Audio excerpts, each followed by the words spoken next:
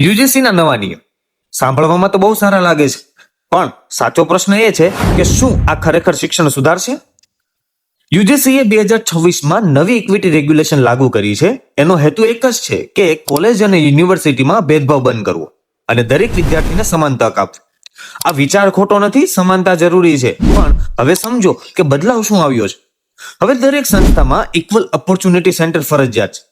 ભેદભાવની ફરિયાદ માટે equity committee બનાવાશે અને કોઈ પણ વિદ્યાર્થી ફરિયાદ કરી શકે છે. અને સમસ્યા અહીંથી શરૂ થાય છે. સમસ્યા નિયમમાં નથી, સમસ્યા છે સ્પષ્ટતાની અછતમાં. ભેદભાવની વ્યાખ્યા બહુ બ્રોડ છે. ખોટી ફરિયાદનો મિસયુઝ શક્ય છે અને પછી શિક્ષક અને સંસ્થાઓ ફિયરમાં કામ કરવા લાગશે. પણ યાદ રાખો, ફિયરથી શિક્ષણ નહીં ચાલે. શિક્ષણ માટે ફ્રીડમ જ જરૂરી છે. સમાનતા હોવી જોઈએ, પણ જવાબદારી સાથે. હવે પ્રશ્ન એ છે કે શું યુજીસી નો આ નિર્ણય સાચી દિશામાં છે કે પછી ફરી વિચાર કરવાની જરૂર છે? તમારો જવાબ કમેન્ટ જરૂર કરજો.